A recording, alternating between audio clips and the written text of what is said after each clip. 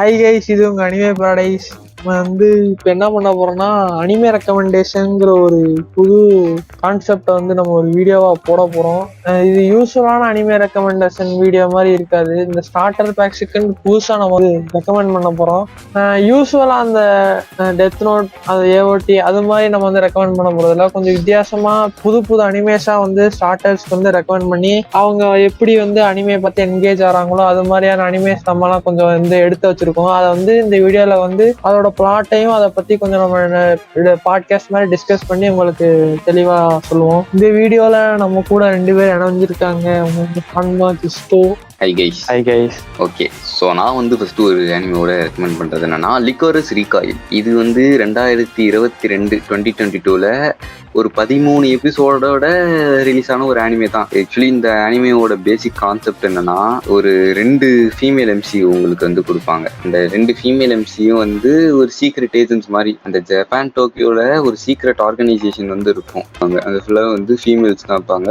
அந்த ஃபீமேல்ஸ் என்ன மாதிரியான சாகசங்கள்ல ஈடுபட்டு என்ன மாதிரி எல்லாம் பண்றாங்கன்றதான் இந்த கதையே. இந்த பேசிக் பிளாட்டே ஒன் லைன்ல சொல்லணும்னா அதுதான். ஆனா இந்த அனிமேல உங்களுக்கு பேசிக்கா இந்த ஏஜென்ட்னா என்ன, அப்படி போயிட்டு திருட்டு வருவாங்களா, இன்ஃபர்மேஷன் கலெக்ட் பண்ணிட்டு வருவாங்களா, அதுதானே அப்படின்னு நினைச்சீங்கன்னா கிடையாது. அவனுங்க இந்த இதுல பாத்தீங்கன்னா ஆக்ஷன் செமையா இருக்கும். உங்களுக்கு ஃபர்ஸ்ட் எபிசோட்ல இவனுங்க இந்த கைதி பட சீக்வன்ஸ் மாதிரி மிஷின் கன்ல தான் ஆரம்பிப்பானுங்களே. இந்த மாதிரி எல்லாம் ஒரு எனக்கு ரொம்ப பர்சனலா பிடிச்ச அனிமேல இது ஒண்ணு அப்படின்னு சொல்லலாம். அந்த மாதிரி டக்கினா அப்படின்ற இந்த ஒரு ஃபீமேல் எம்சி என்ன பண்ணுவாங்க, ஒரு சில பல காரணத்தினால நீ போயிட்டு அங்க போய் வேலை செய்ய அப்படின்னு சொல்லிட்டு இந்த மெயின் பிரான்ச்ல இருந்து ஒரு இடத்துக்கு இவங்களை அனுப்பிச்சு விடுவாங்க. அங்க அது ஒரு கெஃபே. அந்த கெஃபேல தான் சிசாட்டோ அப்படின்ற ஒரு பொண்ணை இவங்க பார்ப்பாங்க.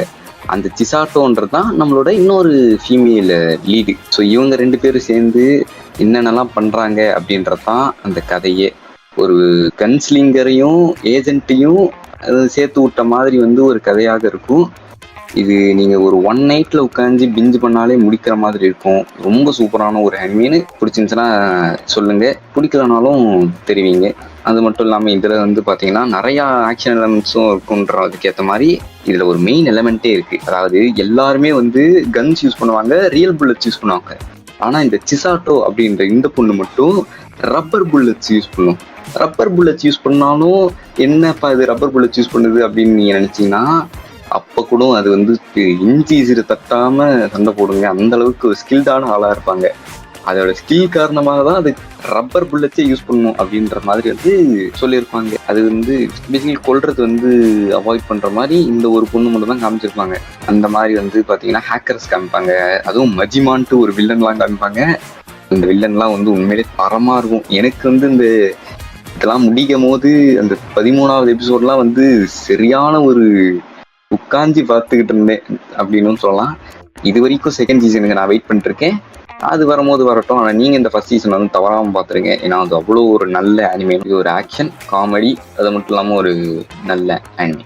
அடுத்ததான் நம்ம என்ன அனிமே இந்த ஸ்டார்டர் பேக்ல பார்க்க போறோம்னா த கிரேட் பிரிட்டன்ங்கிற ஒரு அனிமே. சதுரங்க வேட்டை படம் பார்த்திருப்பீங்க. அதுல எப்படி ஒரு பாம்பை 4 லட்சத்துக்கு 5 லட்சத்துக்கு ஏமாத்தி விற்பானுங்களோ அதே மாதிரி ஒரு வேலையை தான் இவனுங்களும் பார்ப்பானுங்க.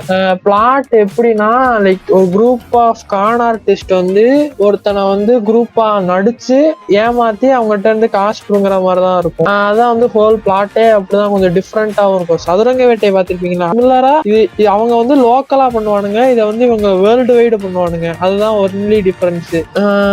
பிளாட் ஃபர்ஸ்டே எப்படி இருக்கும்னா, ஜப்பான்ல நம்ம ஹீரோ பேர் எடமுறாங்கிறவன் ஒரு கம்பெனில வேலை செஞ்சுட்டு அந்த கம்பெனி ஒரு கேஸ்ல இன்வால்வ் ஆகி அதுக்கப்புறம் அவன் வேற கம்பெனி தேடும் போது எவனுமே வேலை தர மாட்டான். நீங்க இந்த மாதிரி கம்பெனில வேலை செஞ்சீங்க, அதனால இந்த கம்பெனில உங்களுக்கு இடம் கிடையாது அப்படின்ட்டு போயிட்டு இருப்பான். அதனால இவன் ரொம்ப டிப்ரெஸ் ஆகி என்ன பண்றதுன்னே தெரியாம இப்படி மார்க்கெட்டிங்கிற வேலையில இறங்கி மக்களை மேனிபுலேட் பண்ணி பொருள் எல்லாம் விற்க ஆரம்பிக்கும் போது லாரண்ட்ங்கிற ஒரு கேரக்டர் இவனை தூரத்துல இருந்து வாட்ச் பண்ணிட்டு, இவன் நம்ம கான் ஆர்டிஸ்ட் குரூப்புக்கு நல்லா யூஸ் ஆவானே, இவனை நம்ம எடுத்துக்கலான்ட்டு முடிவு எடுத்துட்டு இவங்க 2 பேரும் அடுத்து பல பேரை ஏமாத்தி எப்படி பணத்தை சம்பாதிக்கிறாங்கிற மாதிரிதான் பிளாட் போகும். அதோட ஃபர்ஸ்ட் பிளாட்டே எப்படி இருக்கும்னா, ஜப்பான்ல ஒரு சாக்லேட் வாங்கிட்டு ஒருத்தன்ட்ட போய் அந்த சாக்லேட்டை வந்து இதுதான் இருக்கலே வந்து பவர்ஃபுல் ட்ரக், இந்த ட்ரக்கை பண்ணீங்கன்னா நீங்க வந்து இந்த உலகத்திலே இருக்க மாட்டீங்க, அப்படி மிதப்பிலே இருப்பீங்க அப்படின்னு சொல்லிட்டு வித்துட்டு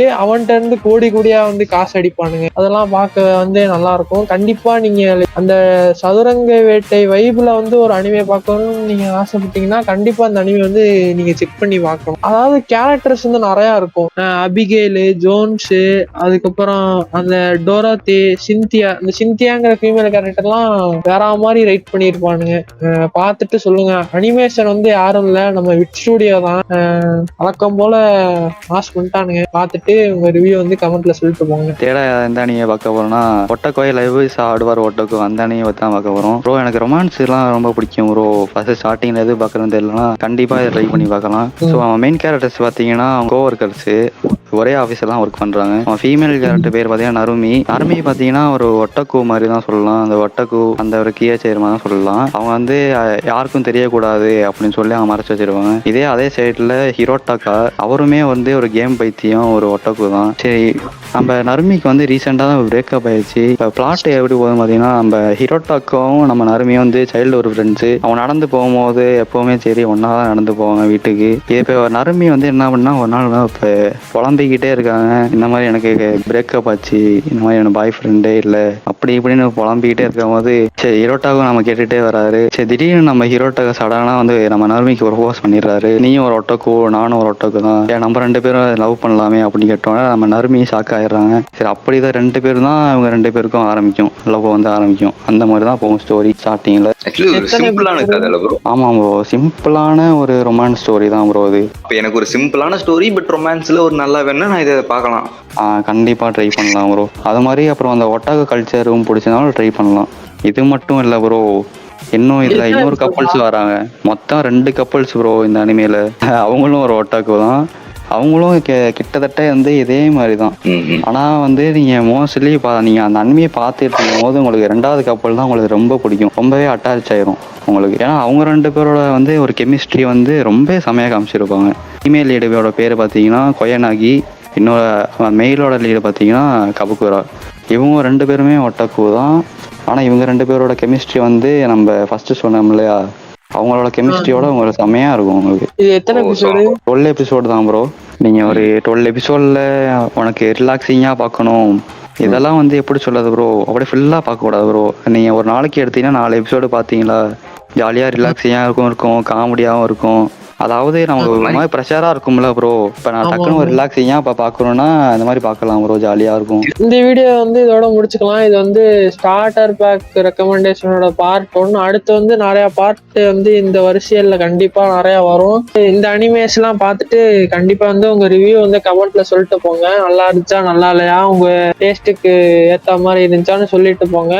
இது மாதிரி வீடியோஸ் எல்லாம் அடுத்தடுத்து வேணும்னா, அடுத்து வேற எந்த மாதிரி வீடியோஸ் எல்லாம் வேணும்னாலும் கமெண்ட் பண்ணுங்க. இதோட இந்த வீடியோ வந்து முடிச்சுக்கலாம். அடுத்த வீடியோல சந்திக்கிற வரைக்கும் இது உங்கள் எரன், கிறிஸ்டோ அண்ட் ஹன்மா.